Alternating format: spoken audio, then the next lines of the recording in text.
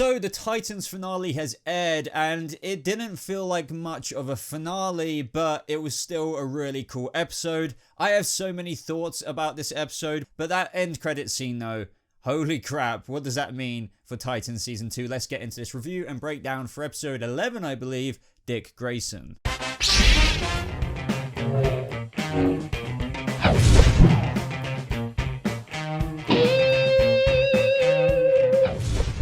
What is up, Titans? Welcome to my finale review for Titans Season 1. Super duper hyped to talk about this episode, break it down. This might be a bit of a longer video, although the episode itself was fairly simple, and this is what I want to get into straight off the bat.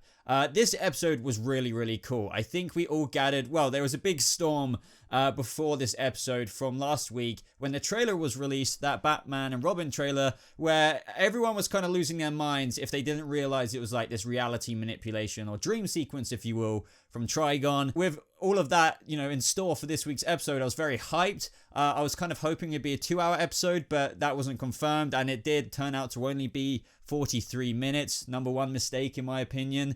And anyway, unfortunately, as cool as all of that was, I found that this episode didn't really feel like a finale. They 100% should have had at least 1 or 2 more episodes, and I can also promise you that they had scenes that I've even spoke about in previous videos where we saw Raven in our actual comic book suit and everything like that. But anyway, you'll see what I mean. It's like they cut stuff out, which they did. Why?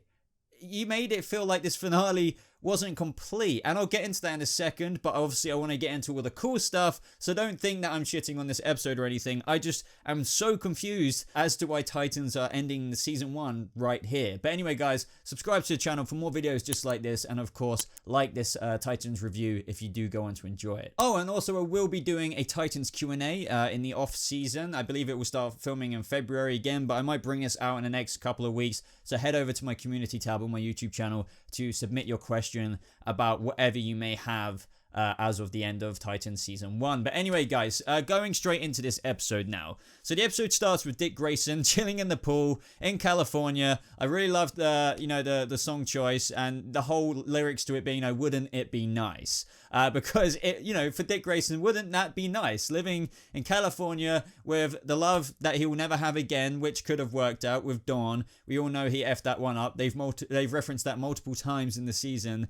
And, we could all see that working, except, too late for Dick Grayson now. She's on to Hank. But either way, I really like the opening of this episode with how we had like Rachel and Gar FaceTiming. This is all, I believe, as Jason Todd referenced, 5 years into the future after the events of what we have been having all season, and it's meant to be this whole big dream sequence with little wobbly, wavy, blurry bits throughout the episode, signifying a reality change on behalf of Trigon to kind of tempt Dick Grayson into his deepest, darkest desires, to quote Lucifer. But anyway, the thing that was amazing about this episode, everyone, is the sheer amount of Easter eggs. Holy crap, with a Superman, freaking everything. It was just brilliant for that. We had some Jason Todd stuff. He says it's been 5 years, as I mentioned. Batman is in trouble.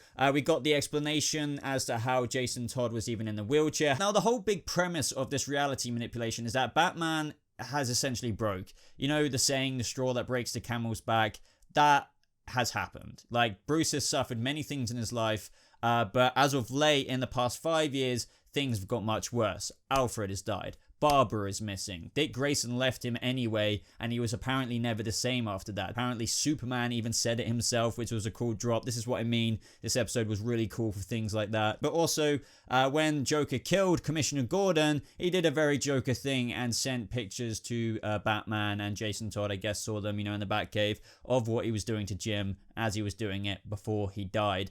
And that just haunted him. Anyway, after Dawn saying, you need to try and save him, and how he was just like, Bruce, it's not my responsibility, he kind of eventually gets over to Gotham. And this is where we see how Jason Todd even mentioned Gotham has got a lot worse, and it is bad. And I feel like they depicted Gotham perfectly here. It is just pure filth. Like, the whole streets, the best representation of this, amongst just seeing the streets anyway, and people slapping up against the taxi windows and everything like that, I think that was Uptown.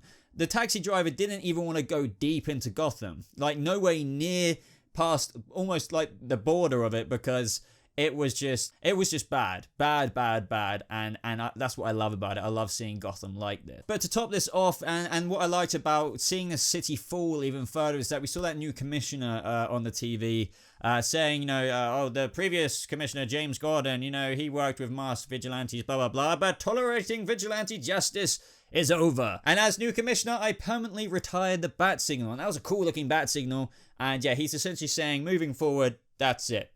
We're done. No more masked vigilanteism. Anyway, as I mentioned, what I really liked about this is you could see pointers from Trigon throughout the episode. Reality kept getting manipulated. Now it's through this little blurry wave that happened. So this big blurry wave over the screen happened when Dick Grayson used his LAPD badge to visit the crime scene of the Joker's death. Now, I do believe he was dead then because we saw Trigon talking to Dick, and he was just like, oh, I want your help, and Dick was just going to get on a flight back to LA. But that is when Trigon nodded towards the Joker's body, and then the Joker came back to life. Because essentially, from Trigon, and we really get this towards the end of the episode, he wants Dick Grayson to accept his deepest, darkest desires, or whatever you want to put it, is darkness, and embrace it. And he's just egging him on, trying to orchestrate and architect the stage, if that makes sense, for that to happen, like we saw at the very end with him killing Batman. But anyway, I really like that reality change from Trigon there and then, because that made Dick Grayson think, okay, he hasn't crossed the line. And it did spell out that Bruce does have a line in this universe. He doesn't kill people. He does have a line. He does have a code of justice. And it's not too late, because since Joker was still alive, Dick Grayson went to Wayne Manor. And I love the keyboard opening the clock face there, and we saw Bruce Wayne listening to everything Dick said. And I really just like how he referenced Tony Zuko and how he knows exactly what Bruce is going through, or at least he can help identify with him, because he felt after he felt like he lost everything, and he can make those people pay for his parents' death. He wanted to. We even saw that this season. It was really cool. And anyway, moving on to the whole Joker thing here. He was hospitalized, essentially every bone in his body somewhat broken. We meet Quarry, who's an FBI agent, and this is still within the continuity of the made up 5 years later. So that's what she goes off to do. Infiltrates the FBI or something. But anyway, Batman comes, kills the Joker with a batarang right to his heart. I do dig that batarang, by the way, but it's not really up my street. I admire what Titans have done with it, but yeah, it's not really the batarang I prefer. So yeah, Bruce, after learning from Dick Grayson that the Joker's still alive, he was like, oh, thanks, man, I'm gonna go kill him now. Bottom line, this is all to move on the narrative for Dick Grayson to get pretty angry at Bruce and kind of take him out of commission. And this kind of leads to that whole climax of the episode where they're going after Batman. But then this leads them to go to Arkham Asylum, and just talking about Dick Grayson and everything like that at his final tether with Bruce. Everyone, it's like this massacre at Arkham Asylum. I have to admit, I didn't really dig the Arkham Asylum here as well. Looked like a lot more of a normal asylum-y kind of place. Arkham's meant to be dark and I feel like Titans could have done a bit better with that location, but everyone's dead. Two-Face, Riddler, everyone looks absolutely slayed in there. I mean, the people who are walking around are lucky to be alive. And this is what I mean, guys. As I'm reviewing this, and as I'm talking what I like and what I don't like, and just throughout this episode, it feels like I'm just talking about a normal episode. I know the underlying line is Trigon's, deception here and trying to, make Dick bring out his darkness. But this is, as cool as this isn't a finale. It didn't feel like one to me. And I will summarize that at the end. Anyway, though, Dick Grayson does want to bring him in quietly. At the time, though, I was just laughing. I was like, these people think they're going to bring in Bruce Wayne. I mean, yeah, granted the C4, whatever. But you think you're going to bring in SWAT and everything like that and take down the Batman?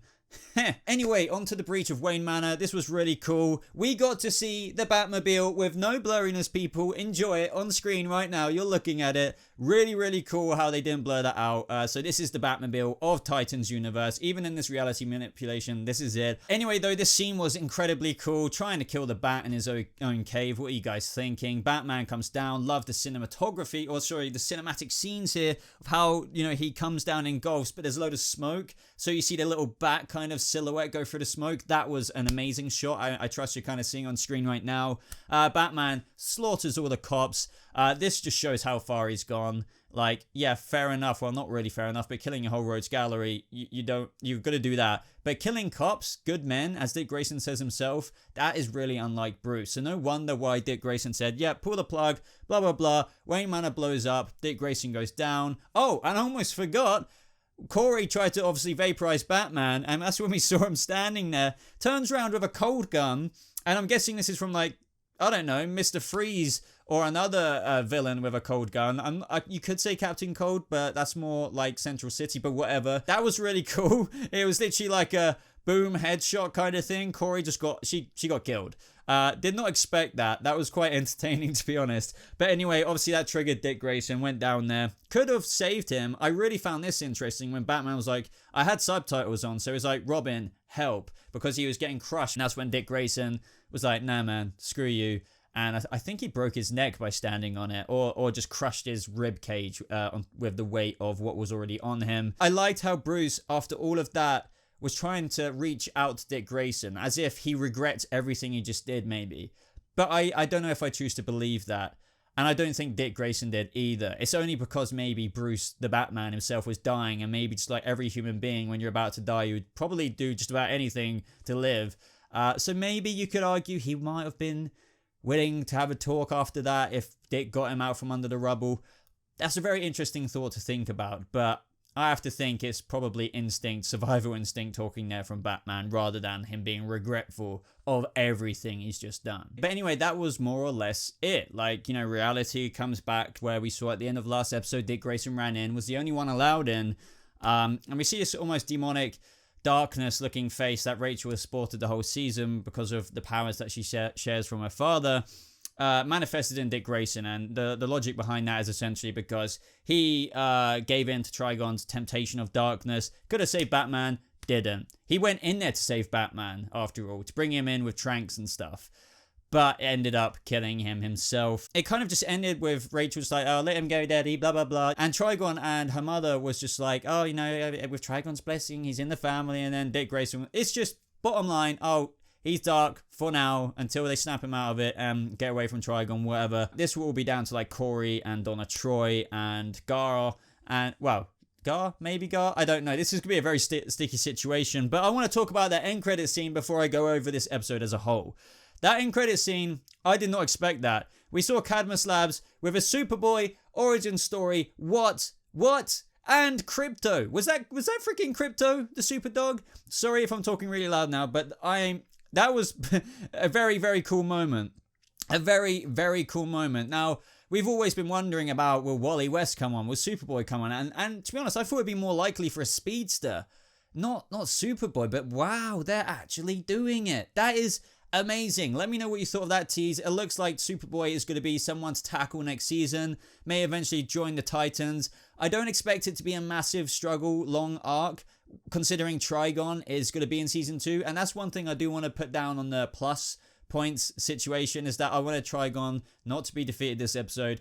We didn't get that, which is good. I wanted him to be a season 2 villain, an overarching villain, someone that takes time. He's a Justice League level bloody villain. He can't be taken down like that. This video is getting on now. So what did I feel about this? Well, I feel like my review says it all. What have I been talking about? A reality manipulation. Sure, I feel like that's fine. I mean, if this episode was 2 hours long, like we wanted it to be honest, that would have been fine for the first hour. But all we got was that from basically down to the last couple of minutes. It's more of like a sweet cliffhanger where they come in and just cut off everything until next season.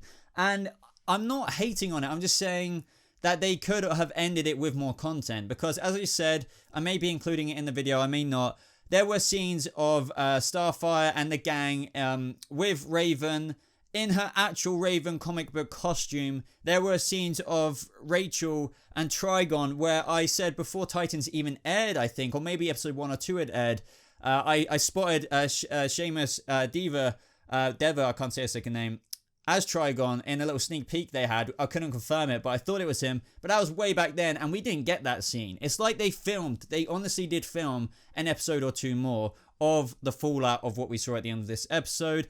But they just cut the season. I have no idea why. And that, guys, that is why it feels like this wasn't a finale. It just feels like it was episode 11 and, oh, the season's ended because of some insert random reason here. And we'll pick it up in season 2. Season 2 is still going to be awesome, I'm sure. But you get what I mean. Finale, you kind of feel content. Oh, there might be a little cliffhanger till the next season. Cool.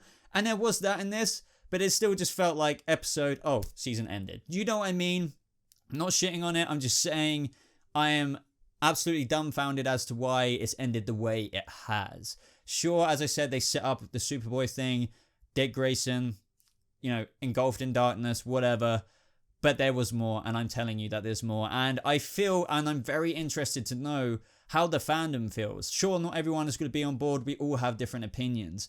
But I will not be surprised if a lot of you feel as I do and how, yeah, that was a cool episode. But that's it. Other than that though, guys, I really did enjoy this episode, but I was left coming out of the finale disappointed, but also really happy at the same time. In terms of that, we got that Superboy and freaking crypto drop. I cannot wait to see where they go with that. As I've mentioned, they did cut off with a cliffhanger, but the main disappointment is that there should have been another episode or two at least. At least 2 episodes. Seriously. And that is the biggest problem with this. I would love to know your thoughts down in the comments below. What did you think of the reality manipulation? Let me know if you agree with my thoughts. But other than that, subscribe for more Titans videos just like this. As I said, there will be a Q&A post in the community section of my YouTube channel. Go there, ask me all of your questions post season 1 and season 2 questions or whatever. But thank you so much for watching, guys. I hope you have a lovely rest of your day, and I'll see you Titans in the next video. Goodbye.